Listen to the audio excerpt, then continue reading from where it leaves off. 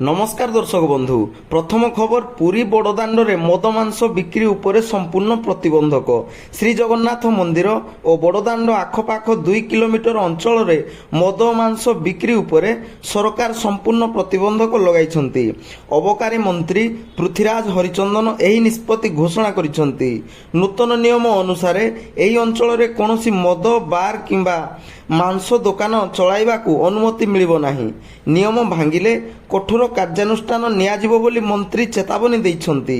एही पदक्षेप पुरीर धार्मिक परिवेश सुरक्षा और पर्यटकों निमंते उन्नत वातावरण सृष्टि करिबो बोली सरकार आशा करुछंती।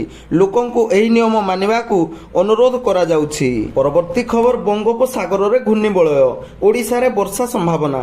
बंगोपसागर रे एक नूतन घूर्णिबलय सृष्टि होईछि। एहार प्रभाव रे आसंता 13 जून पर्यंत ओडिशार उत्तर और दक्षिण जिला गुड़िकर वर्षा हेबार संभावना रही।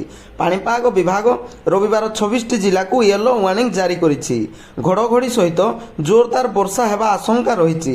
विशेषकर उत्तर ओडिशार जिला गुड़िकर एही प्रभाव अधिक रहिबो। विभाग लोकंकु सतर्क करने सूचना दिया जाइछि। नदी और नाल गुड़िकर निकटरे रहुथिबा लोकंकु विशेष सावधानता नेबाकू कुहा जाइछि।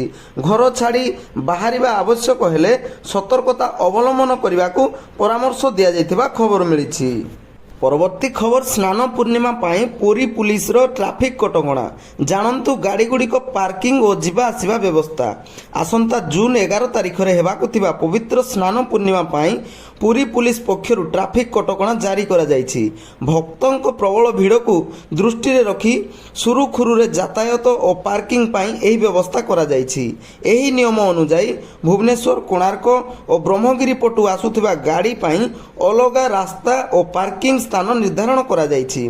भुवनेश्वर पटु गाड़ी गुड़िक जेल रोड और शरधा वाली पार्किंग रे रहिबो। कोणार्क पटु गाड़ी गुड़िक शरधा वाली ताल बणिया और आईटीआई पार्किंग रे रहिबो। राज्य सरकार को बड़ निष्पत्ति राजधानी रे प्रति जिला पाई हेबो स्वतंत्र अतिथि भवन।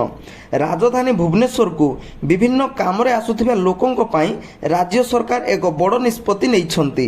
एबे प्रति जिलार लोकंक पाई भुवनेश्वर रे गोटिए लेखाएं स्वतंत्र अतिथि भवन बा गेस्ट हाउस निर्माण करा जिवो। एही सूचना राजस्व मंत्री सुरेश पुजारी दैछंती। से कहिछंती जे प्रति जिलार गेस्ट हाउस रे 100टी कोठरी रहिबो। एही व्यवस्था द्वारा दूर दूरांतरु आसुथिबा साधारण लोकों को आउ रहिबा पाई असुविधा हेबो नाही। सेमाने महंगा होटेल खर्चरु मुक्ति पाइबा सह सुविधा रे रहि पारिबे बोली सूचना मिलिछि। परवर्ती खबर वर्षकर राज्य में शिल्प विप्लव 206 प्रकल्प को मंजूरी 1.10 लाख नियुक्ति। मुख्यमंत्री मोहन चरण माझी घोषणा करिसेंती जे तांको सरकार गत 1 वर्ष मध्य राज्य में शिल्प क्षेत्र में बड़ सफलता पाइछि। एही समय मध्य रेकर्ड संख्यक 206टी प्रकल्प को अनुमोदन दिया जाइछि। मुख्यमंत्री सूचना अनुसार यह द्वारा राज्य में 1.78 लाख कोटी टंकार पुंजीनिवेश हेबो। एहा सहित युवक युवती 1,10,000 रु अधिक नुआ नियुक्ति सुजोग सृष्टि हेबो। खुर्धा कलिंग नगर एवं छत्रपुर भली स्थान रे नुआ कंपानी पाई शिलान्यास करा जाइछि।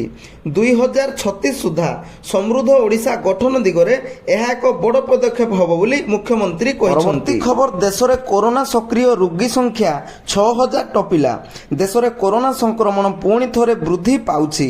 सक्रिय रोगी संख्या 6133 रे पहुंचीछि। गत 24 घंटा रे 378 जन नुआ रोगी चिन्हट होइछंती। एही समय रे 6 जनकर मृत्यु घटिछि। जहा मध्य केरल रु 3 जन, कर्नाटक रु 2 जन एवं तमिलनाडु रु जणे अंतर्भुक्त। केरल एबे भी सर्वाधिक प्रभावित राज्य होई रहिछि जेउठारे 1950 जन सक्रिय रोगी रहिछंती। स्वास्थ्य विभाग लोकंकु सतर्कता बजाय रखिबाकू परामर्श देइछि। अन्यपटे ओडिशा रे आउ जणे कोरोना आक्रांत चिन्हट हेबा परे पुणी चिंता बढ़िछि। राज्य रे वर्तमान 34 जन सक्रिय आक्रांत चिकित्सित हेउथिबार खबर मिलिछि। शेष पर्यंत देखिथिबारु बहुत बहुत धन्यवाद। वीडियोटी भल लागिले गोटे लाइक करबा सहित चैनल को नुआ हिथिले सब्सक्राइब कर नियंतु। जय जगन्नाथ।